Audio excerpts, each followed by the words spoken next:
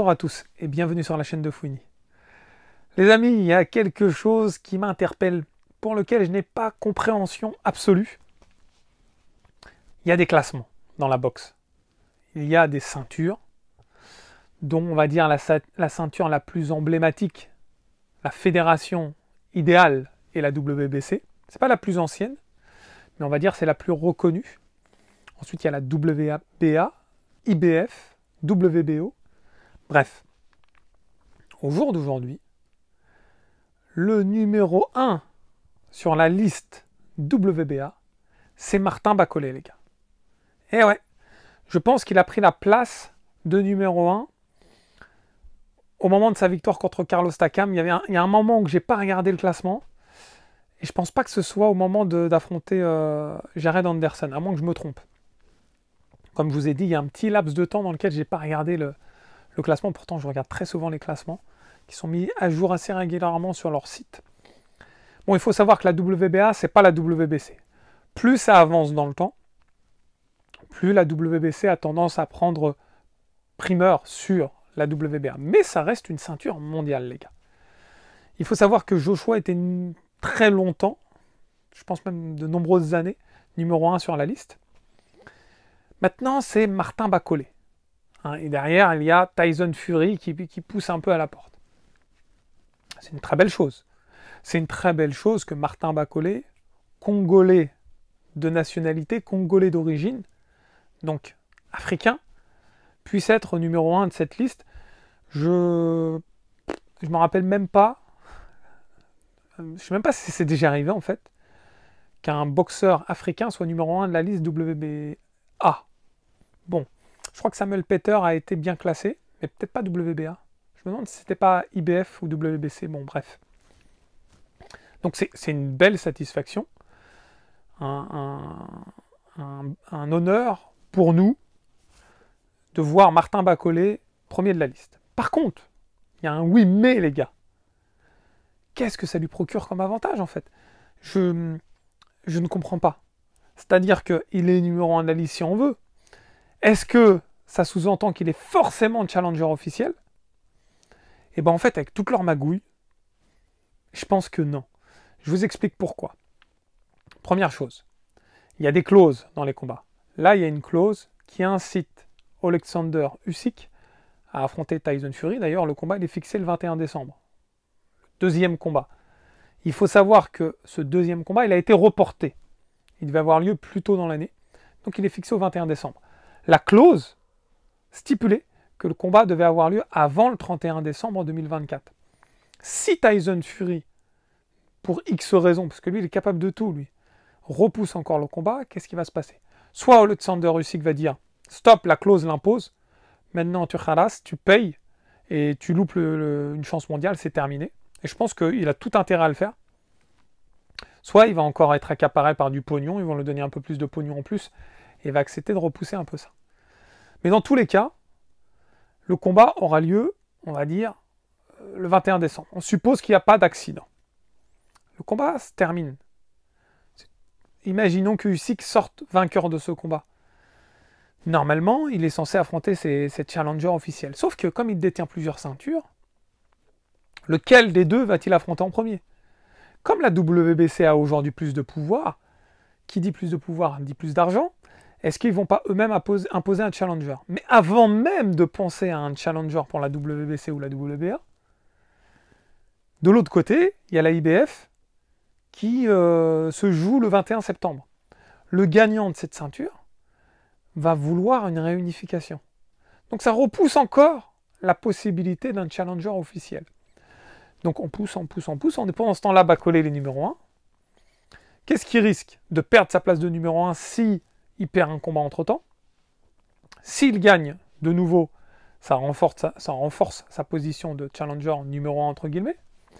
Mais est-ce qu'il n'y a pas des petites clauses? Parce que j'ai déjà vu, là j'ai pas d'exemple tout à fait en tête, mais il y en a plusieurs qui m'ont interpellé par le passé, des personnes passées sous le nez, bien passées sous le nez, de personnes mieux classées au sein de la fédération.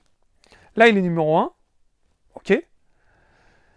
On peut supposer qu'il trouve des stratagèmes pour éviter Martin Bakole d'affronter le champion à ce moment-là WBA. Première raison. Et une raison qui est pour certains totalement légitime, pour d'autres discutable, c'est cette histoire de combat en 10 ou 12 rounds. C'est vrai que Bakole a pour habitude de combattre en 10 rounds, mais ça dépend de la soirée, ça dépend de l'organisation, ça dépend de trop de facteurs en fait. Les championnats du monde s'effectuent en 12 rounds. C'est vrai. Maintenant, on a vu beaucoup de combats en 10 rounds dernièrement. Que ce soit, par exemple, Ngannou, quand il affrontait Joshua ou Fury. C'était des combats en 10 rounds. On en a vu d'autres combats en 10 rounds, des combats assez conséquents. Donc, pour moi, ça, c'est pas une excuse. Faut pas dire, on l'a pas vu combattre en 12 rounds, donc on va repousser encore. Regardez le challenger numéro 3, lui, il a combattu très souvent en 12 rounds, et on va le prendre. Ils sont capables de tout, en fait. Ils sont capables de lire à travers les lignes pour peut-être éviter de laisser une chance à Martin Bakole. En fait, ce qui me gêne dans cette histoire de classement, j'ai l'impression que c'est simplement honorifique. C'est-à-dire que c'est pas comme c'est pas un classement, il n'y a pas un tournoi comme au tennis en fait. De temps en temps, ils donnent le mot d'appellation demi-finale, mais en fait, c'est quelque chose de très subjectif. C'est-à-dire qu'en fait, on n'est pas dans le cadre d'un vrai tournoi comme Roland-Garros, comme une Coupe du Monde de foot, etc. Et c'est dommage, moi je trouve que c'est dommage. Ils devront repenser tout ça. Parce que on n'arrive pas, nous, consommateurs, nous, auditeurs, nous, fans, nous, public, à comprendre ce qui se passe. Du coup, on attend et on subit, on vit ce que les fédérations mettent au devant de la scène. Sauf qu'on est quand même suffisamment conscient, suffisamment subtil pour comprendre qu'ils mettent en place les combats qui les arrangent d'un point de vue financier. Donc cette histoire de classement, ok, c'est bien que Martin Bakole soit numéro 1, ça fait longtemps, bidule chouette, mais il faut que ça soit utile. S'il n'y a pas d'utilité, on s'en fout les gars. Nous, on veut une utilité à ce classement. Donc il va falloir tout réordonner, réfléchir à beaucoup de choses. Turquie, j'espère qu'il va faire le ménage. J'espère qu'il va se positionner et avoir on va dire, un impact sur les fédérations pour changer un peu la donne de la boxe, remettre les choses dans le droit chemin, et ce qui va réussir à ameuter un peu les promoteurs, mettre en place un système un peu innovant, je serais pour. Franchement, je reviens sur ce système de tournoi comme au foot. Imaginons, on appelle ça la Coupe du Monde une fois tous les 4 ans, Coupe du Monde de boxe, où on prend les, je sais pas, allez, on va prendre les 32 premiers mondiaux, il faut se qualifier, 32 premiers mondiaux, et ils s'affrontent. Puis après, ça monte, 8e, quart de finale, et après demi-finale, et après il y a le champion à contester. Est-ce que ça ne sera pas quelque chose d'alléchant? 32 premiers mondiaux, avec des dates bien précises. S'ils n'arrivent pas à être au poids, ou s'ils n'arrivent pas à être en forme ce jour-là, tant pis pour eux, comme au tennis. Si le joueur ne se présente pas au match, il est disqualifié, c'est fini pour lui le tournoi. Et pourtant, il peut être très fort. Mais ça arrive. En boxe, ça rajouterait beaucoup plus, je pense, de signification à être champion du monde. Je pense que le mec qui va gagner cette Coupe du Monde, il sera vraiment costaud.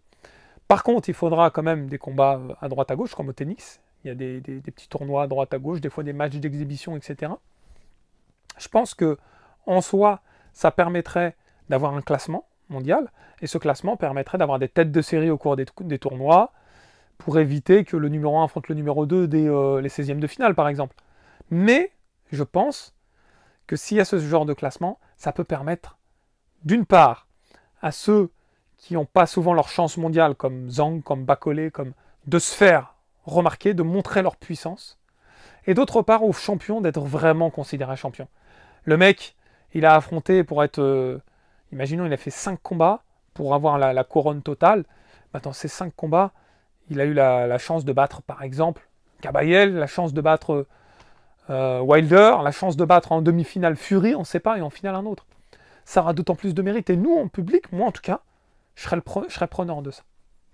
Donc là, Martin Bakole, premier de la WA, moi je dis chapeau à lui.